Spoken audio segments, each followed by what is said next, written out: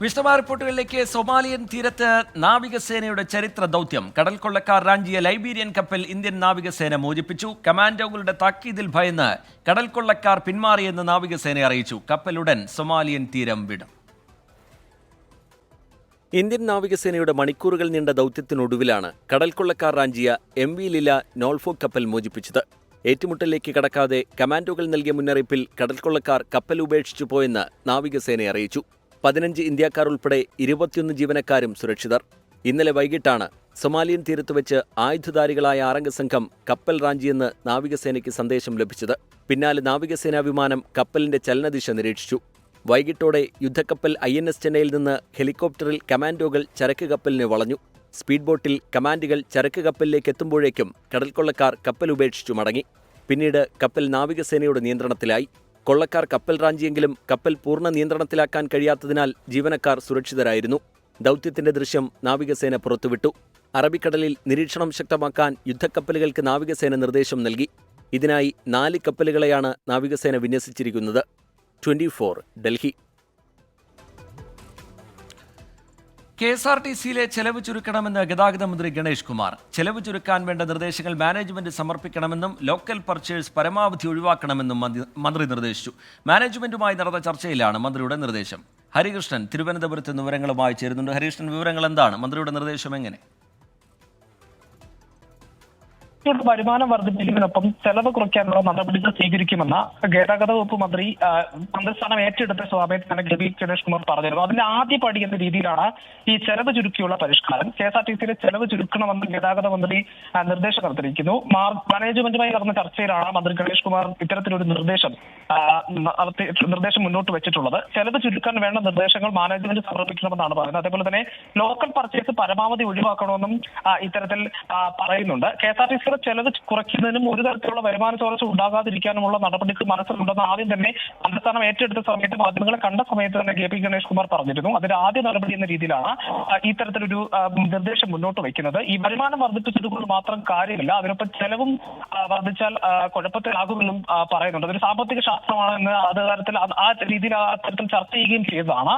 അതേപോലെ തന്നെ bus station വൃത്തിയാക്കുന്ന കാര്യം, അതേപോലെ 1-ാം തീയതി എല്ലാ ജീവനക്കാർക്കും ഇത്തരത്തിൽ ശമ്പളം കൊടുക്കുന്ന കാര്യം അടക്കമുള്ള കാര്യങ്ങൾ മന്ത്രി നിർദ്ദേശിച്ചിരുന്നു. ഈ 1-ാം തീയതി തന്നെ മുഴുവൻ ശമ്പളം നൽകാനുള്ള വഴികൾ കണ്ടെത്തണമെന്നും മാനേജ്മെന്റിനോട് നിർദ്ദേശിച്ചിട്ടുണ്ട്. അതേപോലെ വരുമാനം വർദ്ധിപ്പിക്കാൻ പുതിയ പദ്ധതികൾ ആവിഷ്കരിക്കണമെന്നും മന്ത്രി നിർദ്ദേശിച്ചിട്ടുണ്ട്. ഏതായാലും ഈ ചെലവ് ചുരുക്കിയുള്ള പരിഷ്കാരത്തിന്റെ ആദ്യ നടപടി എന്ന രീതിയിലാണ് KSRTCയിലെ ചെലവ് ചുരുക്കണമെന്ന് ഗതാഗത മന്ത്രി നിർദ്ദേശിച്ചിട്ടുള്ളത്. ശരി, KSRTCയിലെ ചെലവ് ചുരുക്കണം എന്നാണ് ഗതാഗത മന്ത്രി KP ഗണേഷ് കുമാറിന്റെ നിർദ്ദേശം. ചെലവ് ചുരുക്കാൻ വേണ്ട നിർദ്ദേശങ്ങൾ മാനേജ്മെന്റ് സമർപ്പിക്കണമെന്നും ലോക്കൽ പർച്ചേസ് പരമാവധി ഒഴിവാക്കണമെന്നും മന്ത്രി നിർദ്ദേശം നൽകുന്നുണ്ട്. ചെറിയൊരു ഇടവേളയിലേക്ക് പോവുകയാണ്. മറ്റ് റിപ്പോർട്ടുകൾ ഇടവേളയ്ക്ക് ശേഷം. പ്രധാനമന്ത്രിയുടെ തൃശൂർ പ്രസംഗത്തിൽ വിമർശനം കടുപ്പിച്ച് CPIM. സ്വർണ്ണക്കടത്ത് കേസിൽ കേന്ദ്ര സർക്കാരിനോട് അന്വേഷണം ആവശ്യപ്പെട്ടത് മുഖ്യമന്ത്രിയാണെന്ന് LDF കൺവീനർ EP ജയരാജൻ പറഞ്ഞു. അന്വേഷണ ഏജൻസികൾ കണ്ടുപിടിക്കാത്ത കാര്യം പ്രധാനമന്ത്രി എങ്ങനെ അറിഞ്ഞെന്നായിരുന്നു AK ബാലന്റെ ചോദ്യം.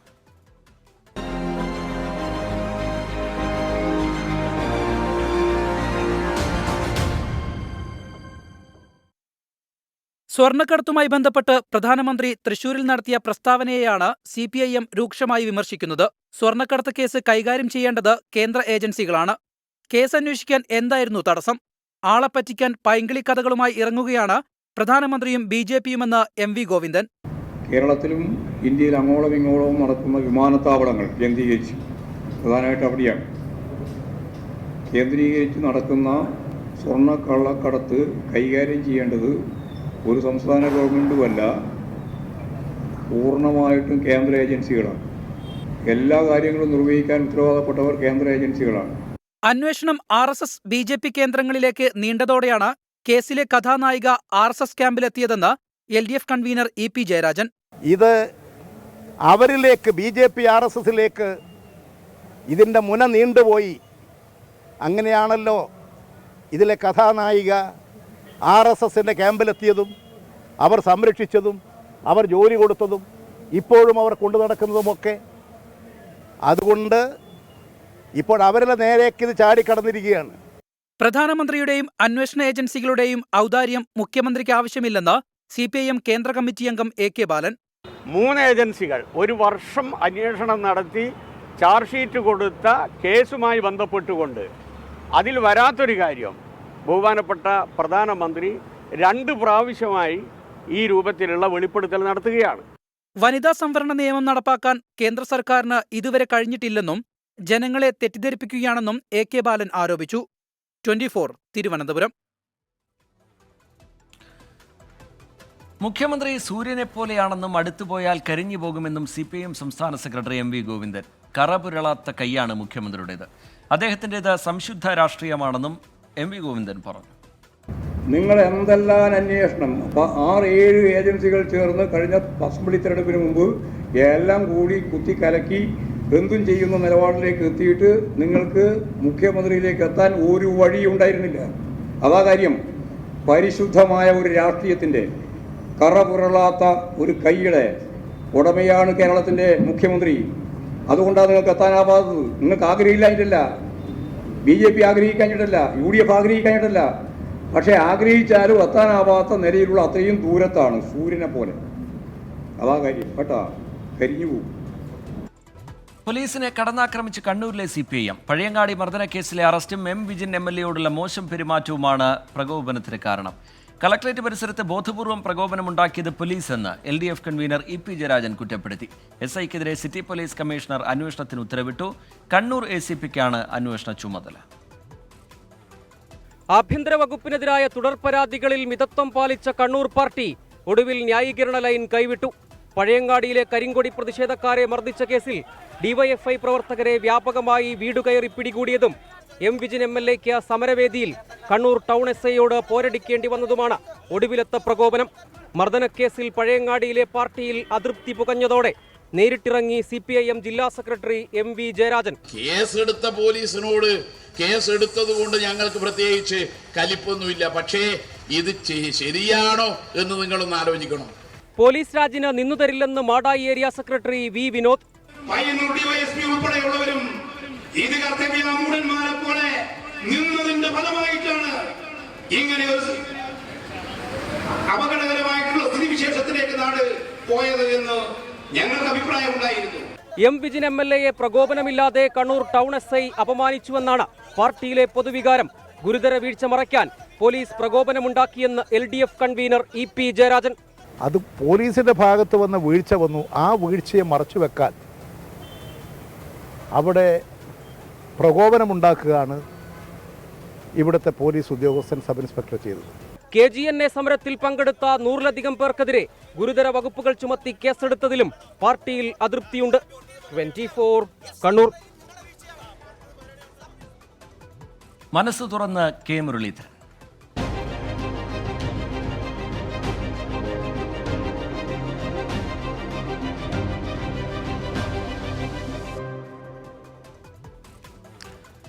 കോൺഗ്രസിൽ കൂടിയാലോചനകൾ നടക്കുന്നില്ലെന്ന് K. മുരളീധരൻ MP. KPCC പ്രസിഡന്റും പ്രതിപക്ഷ നേതാവും കൂടിയാലോചനകൾക്ക് തയ്യാറാകണം. തെരഞ്ഞെടുപ്പിൽ മത്സരിക്കുന്നെങ്കിൽ വടകരയിൽ തന്നെ മത്സരിക്കും. തരൂർ തരംഗം ഇല്ലെന്നും മുരളീധരൻ തുറന്നടിച്ചു. 24-ന്റെ ആൻസർ പ്ലീസ് പരിപാടിയിൽ മനസ്സ് തുറക്കുകയായിരുന്നു K. മുരളീധരൻ. കോൺഗ്രസിനകത്തെ പ്രശ്നങ്ങൾക്കു കാരണം കൂടിയാലോചന ഇല്ലാത്തതാണ്. KPCC പ്രസിഡന്റും പ്രതിപക്ഷ നേതാവും അത് പരിഹരിച്ച് തിരഞ്ഞെടുപ്പിനെ ഒറ്റക്കെട്ടായി നേരിടാൻ തയ്യാറാകണമെന്നും K. മുരളീധരൻ MP പറഞ്ഞു. KPCC പ്രസിഡന്റിൻ്റെയും പ്രതിപക്ഷ നേതാവും ഒക്കെ അവരുടെ ലീഡർഷിപ്പിൽ മറ്റെല്ലാ സീനിയർ നേതാക്കന്മാരും, ഇപ്പോൾ മുൻ പ്രസിഡന്റുമാരുണ്ട്, അതുപോലെ തന്നെ പാർട്ടിയുടെ സീനിയറായിട്ടുള്ള കുറേ നേതാക്കന്മാർ, അവരൊക്കെ ആയിട്ടൊരു കൂടിയാലോചനയിലൂടെ എങ്ങനെ മുന്നോട്ട് നീങ്ങണം എന്നുള്ളതിനെക്കുറിച്ചൊരു സ്ട്രാറ്റജി ഇട്ട് മുന്നോട്ട് നീങ്ങിയാൽ, ഞാൻ പറയുന്നത് പാർലമെൻറ്റിൽ മാത്രമല്ല, ഇപ്പോൾ പാർലമെൻറ്റിലെ വിജയത്തിനെക്കുറിച്ച് ആർക്കും വലിയ സംശയമൊന്നുമില്ല, പക്ഷേ പഞ്ചായത്ത് അസംബ്ലി ഇലക്ഷനൊക്കെ ഉണ്ടല്ലോ, ഈ 3 തെരഞ്ഞെടുപ്പുകളിലും നല്ല വിജയം കോൺഗ്രസിനും UDF-നും ഉണ്ടാവും. തരൂർ തരംഗം കോൺഗ്രസിലില്ല. കോൺഗ്രസ് തലപ്പത്തിരിക്കാൻ അദ്ദേഹം പറ്റില്ലെന്ന് നിലപാടാണ് ഞാൻ എടുത്തത്. കാരണം മെയ്വഴക്കമില്ല. മുഴുവൻ സമയ രാഷ്ട്രീയക്കാരനെ അത് പറ്റൂ എന്നും തുറന്നടിച്ചു K. മുരളീധരൻ. കോൺഗ്രസിൻ്റെ ഒരു തലപ്പത്തൊക്കെ ഇരിക്കണമെങ്കിൽ നല്ലൊരു മെയ്വഴക്കം ഉണ്ടാവണം, പൂർണ്ണമായിട്ട് രാഷ്ട്രീയക്കാരനാകണം. അങ്ങനെ ചില കാര്യങ്ങളുള്ളതുകൊണ്ടാണ് ഞാൻ പറഞ്ഞത് അദ്ദേഹം പ്രസിഡന്റ് സ്ഥാനത്തേക്ക് പറ്റില്ല. പക്ഷേ വർക്കിംഗ് കമ്മിറ്റി ഉൾപ്പെടെ കോൺഗ്രസിൻ്റെ അദ്ദേഹത്തിൻ്റെ സേവനവും കഴിവും പ്രയോജനപ്പെടുത്തുക, അതാണ് ഉദ്ദേശിച്ചത്. ഇവിടെ കോൺഗ്രസ് പാർട്ടിക്കകത്ത് അങ്ങനെ ഒരു തരംഗവുമില്ല. പോലീസിനെയും അതിരൂക്ഷമായാണ് K. മുരളീധരൻ അഭിമുഖത്തിൽ വിമർശിച്ചത്. പോലീസ് ഇത്രയും മോശമായ സാഹചര്യം ഇതിനു മുൻപ് ഉണ്ടായിട്ടില്ലെന്നും ഭരണകക്ഷി MLA-ക്ക് പോലും രക്ഷയില്ലാത്ത അവസ്ഥയാണെന്നും കെ മുരളീധരൻ പറഞ്ഞു. പോലീസ് പൂർണ്ണമായിട്ടും കൺട്രോൾ വിട്ടുപോയി. ഇനി നാളെ ഒരു ഭരണമാറ്റം ഉണ്ടായി UDF തിരിച്ചു വന്നാലും ഈ സെറ്റപ്പിൻ്റെ ഒരു റിയാക്ഷൻ ഒന്നുണ്ടാവും. ഞാൻ പോലീസിൻ്റെ പോക്ക് ഇത്രയും അതപ്പതിച്ചൊരു കാലം ഉണ്ടായിട്ടില്ല. 24 റിപ്പോർട്ടർക്കെതിരെ കേസെടുത്തത് പ്രതികൾക്ക് ജാമ്യം കിട്ടാൻ കാരണമായ ദൃശ്യങ്ങൾ 24 സംപ്രേഷണം ചെയ്തുകൊണ്ടാണെന്നും കെ മുരളീധരൻ തുറന്നടിച്ചു. അത് എറിഞ്ഞത് നിങ്ങൾ കൃത്യമായിട്ട് ഷൂട്ട് ചെയ്തപ്പോൾ കേസ് കോടതിയിൽ പോയി. വധശ്രമത്തിന് കേസെടുത്തു. അപ്പോൾ ഞങ്ങൾ ഈ കാസറ്റാണ് കാണിച്ചു കൊടുത്തത്. ദൂരെ നിന്ന് ഷൂ എറിഞ്ഞാൽ എങ്ങനെയാണ് വധശ്രമാവുക? അവർക്ക് ജാമ്യം കിട്ടി. ആ ദേഷ്യം നിങ്ങളോട് തീർത്താം. ക്യാമറമാൻമാരായ പ്രവീൺ ധർമ്മശാലയ്ക്കും മനു ദാമോദരനുമൊപ്പം ദീപക് ധർമ്മടം, 24. ദേശീയപാത പദ്ധതികളുടെ ഉദ്ഘാടന വേദിയിൽ ഏറ്റുമുട്ടി കേന്ദ്ര സഹമന്ത്രി വി മുരളീധരനും പൊതുമരാമത്ത് മന്ത്രി PM മുഹമ്മദ് റിയാസും. സംസ്ഥാനത്തെ പല പദ്ധതികളും യാഥാർത്ഥ്യമാക്കിയത് കേന്ദ്ര ഫണ്ട് ഉപയോഗിച്ചാണെന്ന് കേന്ദ്രമന്ത്രി വി മുരളീധരൻ പറഞ്ഞു. എന്നാൽ കേന്ദ്ര ഫണ്ട് ആരുടെയും ഔദാര്യമല്ലെന്ന് മന്ത്രി PM മുഹമ്മദ് റിയാസ് തിരിച്ചടിച്ചു. മുഹമ്മദ് റിയാസിന്റെ സമൂഹമാധ്യമ പോസ്റ്റുകൾ കേന്ദ്ര സർക്കാരിനുള്ള പ്രമോഷനാണെന്ന് വി മുരളീധരൻ പറഞ്ഞു. സോഷ്യൽ മീഡിയ ഇടപെടലുകൾ തുടരും എന്നായിരുന്നു PM മുഹമ്മദ് റിയാസിന്റെ മറുപടി. BJP രാഷ്ട്രീയ ക്യാമ്പയിനായി ഏറ്റെടുത്തായിരുന്നു കാസർകോട്ടെ പരിപാടി. സംഘാടനം BJP നേതൃത്വം. ബൂത്ത് തലം മുതൽ അണികളെത്തി. എന്നാൽ തുടക്കം മുതൽ നാടകീയത. മംഗളൂരുവിൽ ഇറങ്ങേണ്ട വിമാനത്തിനുണ്ടായ സാങ്കേതിക തകരാർ മൂലം കേന്ദ്രമന്ത്രിമാരായ നിതിൻ ഗഡ്കരി, വി മുരളീധരൻ എന്നിവർ നേരിട്ടു പങ്കെടുക്കില്ലെന്ന് അവസാന നിമിഷം അറിയിച്ചു. പരിപാടി തുടങ്ങി വേദിയിൽ അവശേഷിച്ചത് ഇടതു വലത് ജനപ്രതിനിധികൾ മാത്രം. ഉദ്ഘാടനത്തിന് കാത്തിരിക്കാതെ അണികളുടെ ഇറങ്ങിപ്പോക്ക്. കാസർഗോഡിനെ സംബന്ധിച്ച് വളരെ അഭിമാനകരവും ആഹ്ലാദ നിർഭരവുമായ ഒരു മുഹൂർത്തത്തിനാണ് നാം സാക്ഷ്യം വഹിച്ചുകൊണ്ടിരിക്കുന്നത്. ഉദ്ഘാടകൻ ഉൾപ്പെടെയുള്ള ബന്ധപ്പെട്ട മന്ത്രിമാർക്ക് ഇവിടെ എത്താൻ സാധിക്കാത്തത് ദൗർഭാഗ്യകരമാണ്. തുടർന്ന് ചടങ്ങ് രാഷ്ട്രീയ വാക്പോരിന് വേദിയായി. ഓൺലൈൻ പ്രസംഗത്തിനിടെ ആദ്യം തുടങ്ങിയത് കേന്ദ്രമന്ത്രി വി മുരളീധരൻ. മന്ത്രി മുഹമ്മദ് റിയാസിന്റെ ഫേസ്ബുക്ക് പോസ്റ്റുകൾ കേന്ദ്ര സർക്കാരിനുള്ള പ്രമോഷനാണെന്ന് പരിഹാസം. അരിക്കൊമ്പൻ റോഡ് എന്ന സമൂഹ മാധ്യമങ്ങളിലൂടെ പ്രശസ്തമായ റോഡിന്റെ ചിത്രം ജനങ്ങൾക്ക് കാണിച്ചു കൊടുത്ത കേന്ദ്ര സർക്കാരിന്റെ വികസന നേട്ടം കേരളത്തോട് വിളിച്ചു പറഞ്ഞ പൊതുമരാമത്ത് മന്ത്രി ശ്രീ മുഹമ്മദ് റിയാസിനെ പ്രത്യേകം അഭിനന്ദിക്കുന്നു. അദ്ദേഹത്തിന്റെ സമൂഹ മാധ്യമ പോസ്റ്റുകൾ പലപ്പോഴും കേന്ദ്ര പദ്ധതികൾക്കടക്കം വലിയ പ്രൊമോഷൻ ആകാറുണ്ട്. പിന്നാലെ എത്തി മന്ത്രി മുഹമ്മദ് റിയാസിന്റെ മറുപടി. ഇവിടെ ബഹുമാനപ്പെട്ട കേന്ദ്രമന്ത്രി സംസാരത്തിനിടയിൽ സോഷ്യൽ മീഡിയയിൽ നടത്തുന്ന പ്രചരണങ്ങളെ കുറിച്ച് ചില കാര്യങ്ങൾ അദ്ദേഹം സൂചിപ്പിച്ചു. സോഷ്യൽ മീഡിയയിലൂടെയുള്ള പ്രചരണങ്ങൾ ഇനിയും തുടരും. കേന്ദ്ര ഫണ്ട് എന്ന് പറയുന്നത് ആകാശത്ത് നിന്ന് വരുന്നതല്ല. കേരളത്തിലെ ഒരു പൗരൻ നൽകുന്ന നികുതി പണത്താൽ നിറയുന്ന ഖജനാവിൽ നിന്ന് വരുന്ന പണമാണ്. അത് കേരളം ഉൾപ്പെടെയുള്ള ഇന്ത്യയിലെ വിവിധ സംസ്ഥാനങ്ങളിലെ ജനങ്ങളുടെ അവകാശമാണ്. അതല്ലാതെ ഔദാര്യമല്ല. രാഷ്ട്രീയ പോർവിളിക്കിടെ വിവിധ ദേശീയപാത പദ്ധതികളുടെ ഉദ്ഘാടനവും തറക്കല്ലിടലും കേന്ദ്രമന്ത്രി നിതിൻ ഗഡ്കരി നിർവഹിച്ചു. 24 കാസർഗോഡ്. കൊല്ലത്തെ കലക്കൻ കലോത്സവം.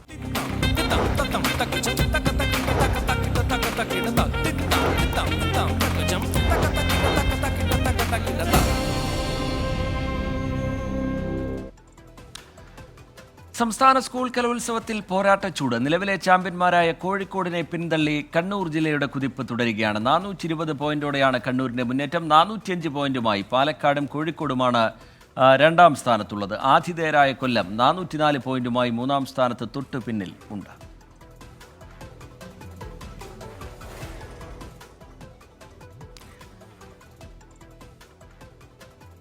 കലോത്സവ വേദിയിൽ താരമായി ഒരു അധ്യാപകൻ. കോമഡി ഉത്സവം വേദിയിലടക്കം പ്രകടനവുമായി എത്തിയിട്ടുള്ള അഞ്ചൽ സ്വദേശി സന്തോഷ് ലഹരി ബോധവൽക്കരണ മിമിക്രിയിലൂടെ നടത്തി നേരത്തെ ശ്രദ്ധ നേടിയിട്ടുണ്ട്. നിഖിൽ പ്രമേഷ് തയ്യാറാക്കിയ റിപ്പോർട്ടിലേക്കാണ് ഇനി. കലോത്സവ വേദികൾ നമ്മൾ ഒരുപാട് താരങ്ങളെ കാണാറുണ്ട്. കുട്ടികളാണ് പക്ഷെ മിക്കപ്പോഴും താരങ്ങളാകാറ്. ഇവിടെ ഒരു അധ്യാപകൻ താരമാകുന്നത് അദ്ദേഹത്തിൻ്റെ മിമിക്രി എന്ന കഴിവിലൂടെയാണ്. പല വേദികളിലും കോമഡി ഉത്സവം വേദിയിലടക്കം തിളങ്ങിയ ഒരു അധ്യാപകൻ, മലപ്പുറത്ത് നിന്നുള്ള ഒരു അധ്യാപകൻ ഇപ്പോൾ ഈ കലോത്സവ വേദിയിൽ വെച്ച് നമ്മളോടൊപ്പം ചേരുകയാണ്. അദ്ദേഹം സത്യത്തിൽ കൊല്ലംകാരൻ തന്നെയാണ്. പക്ഷെ കൊല്ലത്തെ ഈ കലോത്സവം വീണ്ടും വിരുന്നിനെത്തുമ്പോൾ എത്രത്തോളം സന്തോഷം അങ്ങേക്കുണ്ട്? ഒരുപാട് സന്തോഷമുണ്ട്. എനിക്കൊരു 16 വർഷത്തിന് ശേഷമാണ് തോന്നുന്നു. അപ്പോൾ നമ്മുടെ സ്വന്തം ജില്ലയിലേക്ക് എത്തുമ്പോൾ ഉണ്ടാകുന്ന ഒരു വലിയൊരു സന്തോഷം, പ്രത്യേകിച്ചും 24ൻ്റെ കൂടെ എത്തിയപ്പോൾ. ക്ലാസ്സിനെ സംബന്ധിച്ച് ഏറ്റവും പ്രധാനപ്പെട്ടത് മിമിക്രി തന്നെയാണ്. ക്ലാസ്സിൽ വരെ അദ്ദേഹം കുട്ടികൾക്ക് അത് രസകരമായി അവർക്ക് ഉൾക്കൊള്ളാൻ വേണ്ടി മിമിക്രിയിലൂടെ ക്ലാസ് എടുക്കുന്നതിനെ കുറിച്ച് നേരത്തെ നമ്മൾ ഒരു വാർത്ത റിപ്പോർട്ട് ചെയ്തിരുന്നു, 24-ൽ നമ്മളത് കാണിക്കുകയും ചെയ്തിരുന്നു. അപ്പോൾ മാഷിനെ നമ്മളിവിടെ നിർത്തിക്കൊണ്ട് അദ്ദേഹത്തോട് സംസാരിക്കുന്നതിനേക്കാളും അദ്ദേഹത്തിൻ്റെ പ്രകടനങ്ങളിലേക്ക് പോകുന്നതായിരിക്കും നല്ലത്. കോമഡി ഉത്സവത്തിലൊക്കെ അദ്ദേഹം പലതവണ തിളങ്ങിയിട്ടുണ്ട്. നമുക്ക് അദ്ദേഹത്തിൻ്റെ 1-2 പ്രകടനങ്ങളിലേക്ക് പോകാം. അതേതാ മാഷെ? 24 എന്ന് പറയുന്ന ചാനല് ശരിക്കും പറഞ്ഞാൽ ഞാൻ 2017 കോമഡി ഉത്സവം അവതരിപ്പിക്കുമ്പോൾ ഞാൻ അന്ന് ഭാവനയിൽ കണ്ട ഒരു ചാനലാണ്. ഇന്നിപ്പം മലയാളത്തിൻ്റെ നമ്പർ 1 ചാനലായി വന്നിരിക്കുകയാണ്. അപ്പോൾ ഒരുപാട് സന്തോഷമുണ്ടായില്ലേ, പ്രത്യേകിച്ചും നിഖിലിനോടൊപ്പം ഒരു ഇൻട്രാക്ഷൻ. ഇപ്പോൾ നമുക്ക് ഈ ഒരു വേദിയിൽ നമ്മുടെ ജയിലറിലൂടെ തന്നെ മലയാളികൾക്ക് വളരെയധികം ഇഷ്ടപ്പെട്ട ശ്രീ വിനായകൻ്റെ ഒരു വേദിയാണ്. ഒരുപാട് സന്തോഷമുണ്ട്. കാരണം ഞാൻ ജയിലറിൽ അഭിനയിച്ച സമയത്ത് രജനീകാന്ത് സാറിനോടുള്ള ഒരു അറ്റാച്ച്മെൻറ്റ് കണ്ടപ്പോൾ കിട്ടിയ ഒരു ഹാപ്പിനെസ് തന്നെയാണ്. ശരിക്കും പറഞ്ഞാൽ അവിടെ സൂപ്പർ സ്റ്റാറുകളില്ല, മെഗാ സ്റ്റാറുകളില്ല, എല്ലാവരും സ്റ്റാറുകൾ, കുട്ടികളാണ് സ്റ്റാറുകൾ. കൊല്ലം കണ്ടവനെ ഇല്ല വേണ്ട. അതുപോലെ തന്നെയാണ് എനിക്ക് തോന്നുന്നത്. ഞാൻ ഒരുപാട് വേദികളിൽ അനുകരിച്ചിട്ടുള്ളതാണ്. നമ്മുടെ ഉമ്മൻചാണ്ടി സാർ നമ്മളെ വിട്ടുപോയെങ്കിലും ആ ഒരു സ്നേഹവും ആ ഒരു ശബ്ദവും ഇപ്പോഴും എൻ്റെ മനസ്സിലുണ്ട് അദ്ദേഹത്തിൻ്റെ. എന്ത് സ്ഥാനം കിട്ടിയിട്ടും ജനങ്ങൾ വെറുത്തു കഴിഞ്ഞാൽ അതിലെന്തെങ്കിലും പ്രയോജനമുണ്ടോ? നമുക്കല്ല പക്ഷേ വായുസ്ന ഈ നഗരത്തിൽ നിന്ന് തൊറ്റ് സേത്താനെ ഒരിടത്ത് പുക, മറ്റൊരിടത്ത് ചാരം, എൻ്റെ ആരോ ഒന്നും മിണ്ടാത്തത്. സേനവ സ്മോക്കിംഗ് ഈസ് ഇഞ്ചൂറിയസ് ഹെൽത്ത്. നമ്മൾ കോട്ടയെന്ന് അടിപൊളി. അങ്ങനെ മാഷിൻ്റെ എന്താ പറയുക, സ്വതസിദ്ധമായിട്ടുള്ള ശൈലിയിൽ കുട്ടികൾക്ക് ഇത് പറഞ്ഞു കൊടുക്കുമ്പോൾ അത് അവർക്ക് അങ്ങേയറ്റം എന്താ പറയുക, അവർക്ക് ഉൾക്കൊള്ളാൻ വളരെ എളുപ്പമാണ്. അതുകൊണ്ട് തന്നെ ആണ് മാഷ് ഈ കലോത്സവ വേദിയിൽ ഒരു താരമായി മാറുന്നതും. ഒരുപാട് നന്ദി മാഷ്. നമുക്കിനി ഒരുപാട് പ്രതിഭകൾ ഇതേപോലെ നമുക്ക് പ്രേക്ഷകരിലേക്ക് വീണ്ടും എത്തിക്കാനുണ്ട്. വേദികളിലൊക്കെ മത്സരങ്ങൾ തുടർന്നുകൊണ്ടിരിക്കുകയുമാണ്. രാജീവ് സുദേവിനൊപ്പം നിഖിൽ പ്രമേഷ്, 24 കൊല്ലം. കലോത്സവ വിശേഷങ്ങൾ ഇനിയുമുണ്ട്. സംസ്ഥാന സ്കൂൾ കലോത്സവത്തിൽ പൂരക്കളിയിൽ മികച്ച പ്രകടനം കാഴ്ചവെച്ച BSS ഗോകുലം HSS പാലക്കാടിലെ കുട്ടികൾക്കൊപ്പം സ്മിത ഹരിദാസ് തയ്യാറാക്കിയ റിപ്പോർട്ടിലേക്കാണ്. ഒരുപാട് മത്സരാർത്ഥികൾ ഇങ്ങനെ മത്സരം കഴിഞ്ഞ് ഇറങ്ങി വരുന്നുണ്ട്. വേദികളിൽ പൂരക്കളി പൊടി പൊടിക്കുമ്പോൾ ഗുരുകുലം ഹയർ സെക്കൻഡറി സ്കൂളിൽ നിന്നുള്ള പൂരക്കളി മത്സരം കഴിഞ്ഞിറങ്ങിയ ടീമിനെ നമ്മളിങ്ങോട്ട് പിടിച്ചു. കാരണം അതിമനോഹരമായാണ് അവർ നൃത്തം ചവിട്ടുന്നത്. പൂരക്കളി ആസ്വദിച്ച് വരാം നമുക്കല്ലേ.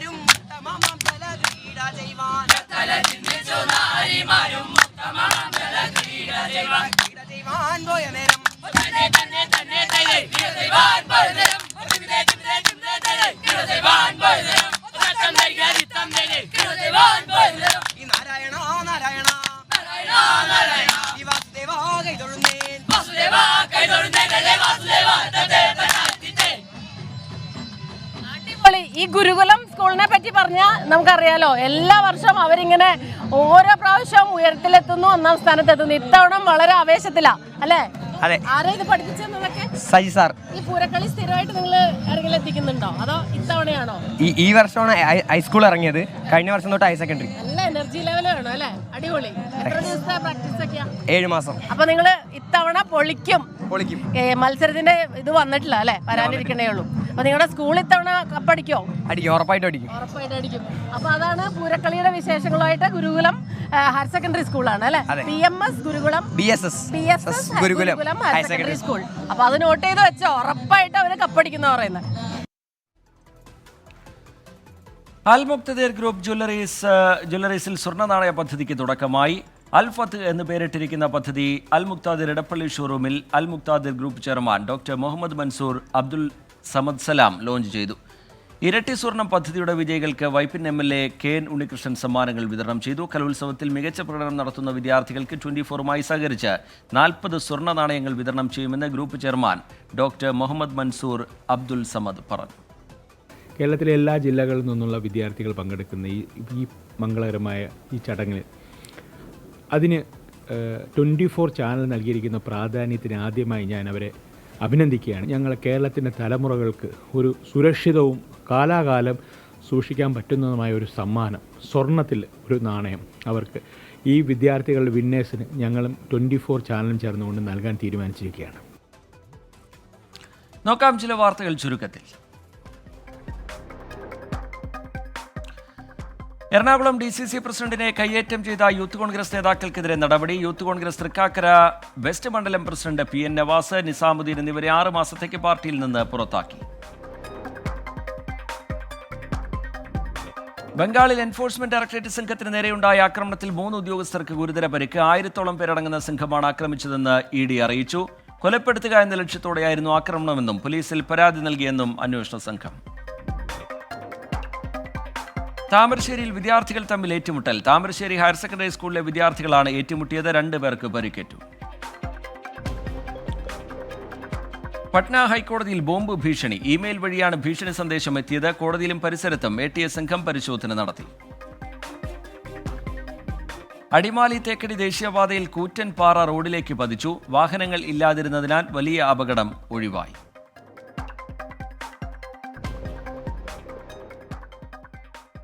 കരുവന്നൂർ സഹകരണ ബാങ്ക് തട്ടിപ്പ് കേസിൽ CPIM നേതാവ് PR അരവിന്ദാക്ഷന്റെ ജാമ്യാപേക്ഷ തള്ളി. കൊച്ചിയിലെ പ്രത്യേക കോടതിയാണ് ജാമ്യാപേക്ഷ തള്ളിയത്. ഇത് 2ാം തവണയാണ് അരവിന്ദാക്ഷന്റെ ജാമ്യാപേക്ഷ തള്ളുന്നത്. ദുരിതാശ്വാസ നിധി ദുർവിനിയോഗ കേസിൽ പരാതിക്കാരൻ RS ശശികുമാർ ഹൈക്കോടതിയുടെ ഡിവിഷൻ ബെഞ്ചിൽ റിട്ട് ഹർജി ഫയൽ ചെയ്തു. മുഖ്യമന്ത്രിയെയും മന്ത്രിമാരെയും അയോഗ്യരാക്കണമെന്ന പരാതി ലോകായുക്തയുടെ ഫുൾ ബെഞ്ച് തള്ളിയതിനെതിരെയാണ് ഹർജി നൽകിയത്. ഡൽഹി വനിതാ കമ്മീഷൻ അധ്യക്ഷ സ്വാതി മലിവാൾ രാജ്യസഭയിലേക്ക്. ആം ആദ്മി പാർട്ടിയുടെ രാഷ്ട്രീയകാര്യ സമിതി സ്വാതിയെ രാജ്യസഭാ തെരഞ്ഞെടുപ്പിലേക്ക് നാമനിർദ്ദേശം ചെയ്തു. വാർത്തകളിലേക്ക് വീണ്ടും. KSU സംസ്ഥാന കൺവീനർ അൻസിൽ ജലീലിന് വ്യാജ സർട്ടിഫിക്കറ്റ് ഇല്ലെന്ന് പോലീസ്. ദേശാഭിമാനിയിൽ വന്ന വാർത്തയുടെ അടിസ്ഥാനത്തിൽ നൽകിയ പരാതിയിൽ കഴമ്പില്ലെന്നും കേസ് അവസാനിപ്പിക്കുകയാണെന്നും പോലീസ് കോടതിയെ അറിയിച്ചു. വ്യാജ സർട്ടിഫിക്കറ്റ് ഉണ്ടാക്കിയ ദേശാഭിമാനിക്കെതിരെ അന്വേഷണം നടത്തണമെന്ന് KSU ആവശ്യപ്പെട്ടു. SFI സംസ്ഥാന secretary PM Arsho, SFI Kayamkulam area പ്രസിഡന്റായിരുന്ന നിഖിൽ തോമസ് തുടങ്ങിയ നേതാക്കൾക്കെതിരെ ആരോപണങ്ങൾ ഉയർന്ന ഘട്ടത്തിലാണ് KSU സംസ്ഥാന കൺവീനർക്കെതിരെയും പരാതി വന്നത്. അൻസിൽ ജലീൽ കേരള യൂണിവേഴ്സിറ്റിയുടെ വ്യാജ ബിരുദ സർട്ടിഫിക്കറ്റ് നിർമ്മിച്ചെന്നായിരുന്നു പ്രചാരണം. ദേശാഭിമാനിയിൽ വന്ന വാർത്തയുടെ അടിസ്ഥാനത്തിൽ അജിത് അജയ് എന്നയാൾ കേരള യൂണിവേഴ്സിറ്റിക്ക് പരാതി നൽകി. തിരുവനന്തപുരം കന്റോൺമെന്റ് പോലീസ് പരാതിയിൽ കേസ് രജിസ്റ്റർ ചെയ്യുകയും ചെയ്തു. അൻസിലിനെതിരെ ഗുരുതര വകുപ്പുകൾ ചുമത്തി അന്വേഷണം നടത്തിയെങ്കിലും ഒരു തെളിവും ലഭിച്ചില്ല. ഇതോടെയാണ് കേസ് അവസാനിപ്പിക്കുന്നുവെന്ന് പോലീസ് തിരുവനന്തപുരം ജുഡീഷ്യൽ 1ാം ക്ലാസ് മജിസ്ട്രേറ്റ് കോടതിയെ അറിയിച്ചത്. ഇപ്പൊ എനിക്കറിയാത്തവരിങ്ങനെ ഏതോ ഒരു അൻസിൽ ജലീലിന്റെ പേര് പറഞ്ഞൊരു സർട്ടിഫിക്കറ്റ് വന്നു. അന്ന് ഞാൻ പറഞ്ഞു ആ അൻസിൽ വല്ല SFIയിൽ പ്രവർത്തിക്കുന്ന ഏതൊരു അൻസിലായിരിക്കും, ഞാനല്ല എന്ന് വളരെ വ്യക്തമായി പറഞ്ഞു. പക്ഷേ ഞാനാവണം എന്ന് തീരുമാനിച്ചതുപോലെയായിരുന്നു SFIയുടെ നേതാക്കന്മാർ ഉൾപ്പെടെ ചാനലുകളിൽ വന്നിരുന്നു. നിങ്ങളെല്ലാവരും കാണും. ആ സമയത്ത് ചാനലുകളിലും SFIയുടെ ആൾക്കാരെല്ലാവരും പ്രതി ഞാനാവണം, അല്ലെങ്കിൽ എന്നിലൂടെ KSU പ്രസ്ഥാനമാവണം, പ്രതിക്കൂട്ടിലെത്തണം എന്നവർ വളരെ വ്യക്തമായി അവർ നടത്തിയൊരു ഗൂഢാലോചനയുടെ ഫലമായിരുന്നു. അൻസിൽ ജലീലിന് പോലീസ് ക്ലീൻ ചിറ്റ് നൽകിയതിന് പിന്നാലെയാണ് വ്യാജ സർട്ടിഫിക്കറ്റ് ഉണ്ടാക്കിയെന്ന് കാണിച്ച് ദേശാഭിമാനിക്കെതിരെ KSU DGPക്ക് പരാതി നൽകിയത്. വാർത്ത വ്യാജമാണെന്ന് പോലീസ് തന്നെ റിപ്പോർട്ട് നൽകിയതോടെ പാർട്ടിയുടെയും ദേശാഭിമാനിയുടെയും വാദങ്ങൾ കൂടിയാണ് പൊളിഞ്ഞത്. 24 ആലപ്പുഴ. തട്ടം വിവാദത്തിൽ സമസ്ത നേതാവ് ഉമർ ഫൈസി മുക്കത്തിനെതിരെ കേസെടുത്ത കോഴിക്കോട് നടക്കാവ് പോലീസ്. വനിതാ അവകാശ പ്രവർത്തക VP സുഹറയുടെ പരാതിയിലാണ് നടപടി. കേസ് തീർപ്പാക്കിയതാണെന്ന് ഉമർ ഫൈസി മുക്കത്തിന്റെ വാദം തള്ളി പരാതിക്കാരി VP സുഹറ. മതസ്പർദ്ധ ഉണ്ടാക്കൽ, മതവികാരം വ്രണപ്പെടുത്തൽ എന്നീ വകുപ്പുകൾ പ്രകാരമാണ് കേസ്. എന്നാൽ താൻ പറയാത്ത കാര്യങ്ങളാണ് പ്രചരിച്ചതെന്നും തട്ടമിടാത്തവർ അഴിഞ്ഞാട്ടക്കാരികളാണ് എന്ന പരാമർശം നടത്തിയിട്ടില്ല എന്നും ഉമർ ഫൈസി മുക്കം പറഞ്ഞു. തട്ടമിട്ട് അഴിഞ്ഞാടാൻ ആരെയും അനുവദിക്കില്ല എന്നാണ് പറഞ്ഞത്. മതത്തിന്റെ കാര്യമാണ് പറഞ്ഞതെന്നും കേസ് നേരത്തെ തീർപ്പാക്കിയതാണെന്നും ഉമർ ഫൈസി 24നോട് പറഞ്ഞു. പരാമർശത്തിൽ ഞാൻ അങ്ങനെ തട്ടമയച്ച സ്ത്രീകളൊക്കെ അയ്യാട്ടക്കാരിയാണെന്നുള്ളൊരു വാക്കിന്റെ ചാനൽ ഓടിച്ചു വെക്കുന്ന അറിയാലോ, ഞങ്ങളത് പറഞ്ഞിട്ടേ ഇല്ലല്ലോ. അവരൊന്നും ഉണ്ടാക്കി പറഞ്ഞു, നമ്മളെന്താക്കാനാ? അത് ഞാൻ പോലീസ് വിളിച്ചു ഞാൻ പറയും ചെയ്ത്. അതേസമയം കേസ് തീർപ്പാക്കിയിട്ടില്ലെന്ന് പരാതിക്കാരി VP സുഹ്റ 24നോട് പ്രതികരിച്ചു. പോലീസ് നടപടിയിൽ സന്തോഷമുണ്ട്. നിയമ നടപടിയുമായി ഏതറ്റം വരെയും പോകുമെന്നും VP സുഹ്റ. ഏതായാലും മുസ്ലിം സ്ത്രീകളുടെ ഒരു അഭിമാനത്തിന്റെ പ്രശ്നമാണല്ലോ ഇത്. അഭിമാനം അന്തസ്സായിട്ട് ജീവിക്കാൻ എല്ലാവർക്കും അവകാശമില്ലേ? അടുത്തോന്നിടക്ക് ചീട്ടൊന്നും കേട്ടത് അനുസരിക്കേണ്ട ആവശ്യമൊന്നുമില്ലല്ലോ. ഇതിന്റെ തുടർ നടപടികളുമായിട്ട് മുന്നോട്ട് പോകും. എന്ത് വില കൊടുത്തു പോകും മുന്നോട്ട്. ഉമർ ഫൈസിക്കെതിരായ പോലീസ് നടപടിയിൽ ശക്തമായ പ്രതിഷേധമുണ്ടെന്ന് SYS സംസ്ഥാന സെക്രട്ടറി അബ്ദുസമദ് പൂക്കോട്ടൂർ.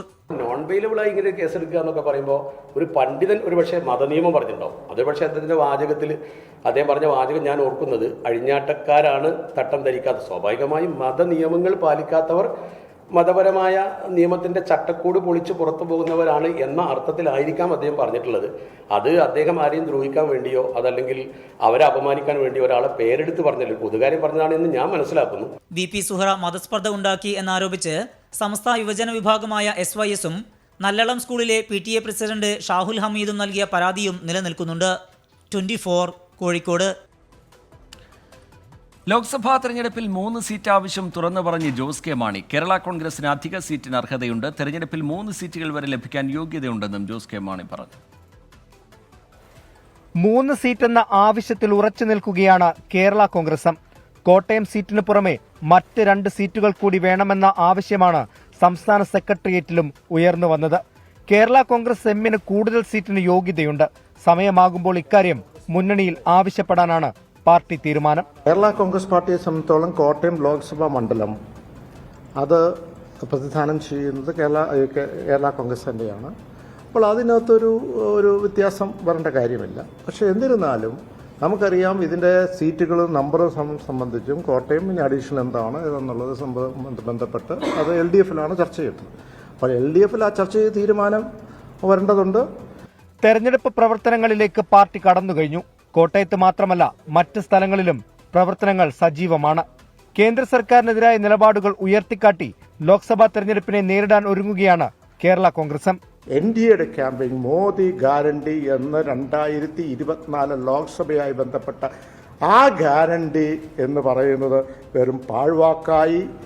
അത് ജനാധിപത്യത്തിന്റെ ഗ്യാരണ്ടി നഷ്ടപ്പെട്ടിരിക്കുന്നു. തെരഞ്ഞെടുപ്പിന് മുൻപ് റബ്ബർ വിഷയത്തിൽ പ്രശ്നപരിഹാരം കാണാനും കേരള കോൺഗ്രസും തീരുമാനിച്ചിട്ടുണ്ട്. താങ്ങുവില വർദ്ധിപ്പിക്കണമെന്നാവശ്യപ്പെട്ട് മുഖ്യമന്ത്രിക്ക് വീണ്ടും നിവേദനം നൽകും. സജി ചെറിയാൻ വിഷയവും സംസ്ഥാന സെക്രട്ടേറിയറ്റിൽ ചർച്ചയായി. പാർട്ടി ഇടപെടലിനെ തുടർന്നാണ് സജി ചെറിയാൻ തിരുത്തിയതെന്നാണ് കേരള കോൺഗ്രസ് എമ്മിന്റെ വാദം. Toby Johnson, 24 Kottayam. വയനാട് പുൽപ്പള്ളി കുറിച്ചിപ്പറ്റ ടൗണിൽ കൂട്ടം തെറ്റിയെത്തിയ കാട്ടാനക്കുട്ടി കൗതുകമായി. ഇന്നുച്ചയ്ക്ക് 12 മണിയോടെയാണ് കാട്ടാനക്കുട്ടി എത്തിയത്. വനംവകുപ്പ് ഉദ്യോഗസ്ഥർ ആനക്കുട്ടിയെ തിരികെ അമ്മയാനയ്ക്ക് അടുത്താക്കി.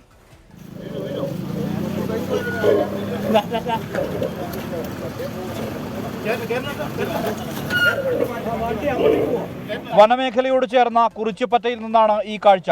കൂട്ടം തെറ്റിയെത്തിയതാണ് കുട്ടിയാന. വീണത് ഓവുചാലിൽ. കയറാനാകാതെ കുരുങ്ങി നിന്നപ്പോൾ നാട്ടുകാരും വനംവകുപ്പ് ഉദ്യോഗസ്ഥരും രക്ഷകരായി.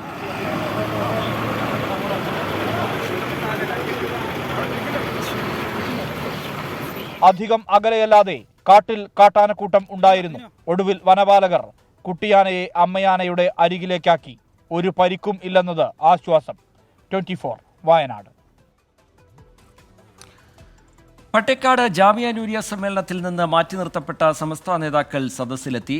ഹമീദ് ഫൈസി അമ്പലക്കടവ്, സുലാഹുദ്ദീൻ ഫൈസി വല്ലപ്പുഴ എന്നിവരാണ് ജാമിയ നൂരിയ സമ്മേളന സദസ്സിലെത്തിയത്. സമ്മേളനത്തിൽ സ്ഥിരപ്രഭാഷകരായ നേതാക്കളെ മാറ്റി നിർത്തിയത് സമസ്തയിൽ രൂക്ഷമായ ഭിന്നതയ്ക്കാണ് വഴിവെച്ചത്.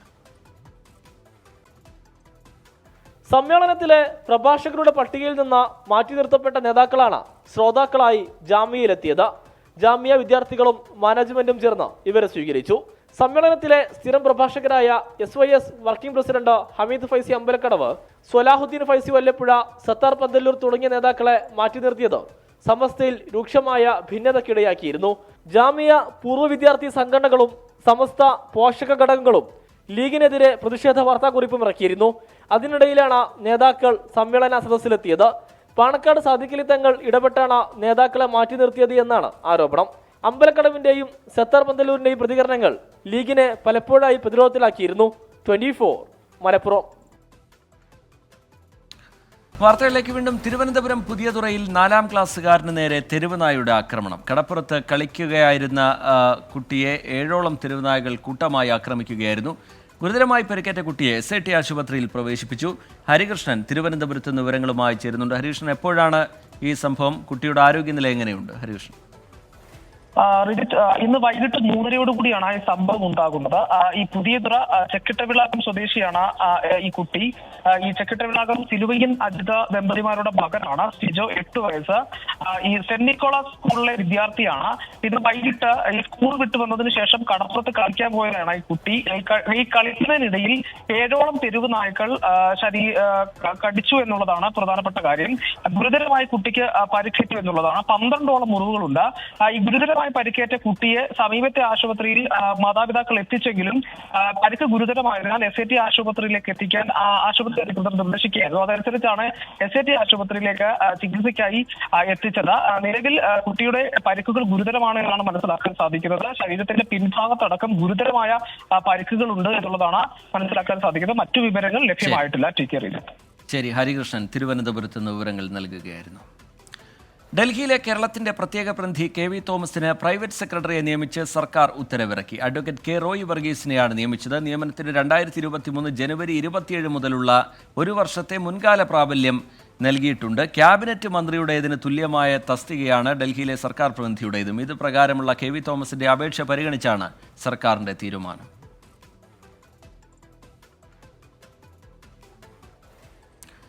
ഈ റിപ്പോർട്ടോടെ പ്രൈം ടൈം ന്യൂസ് പൂർത്തിയാവുകയാണ്. നമസ്കാരം.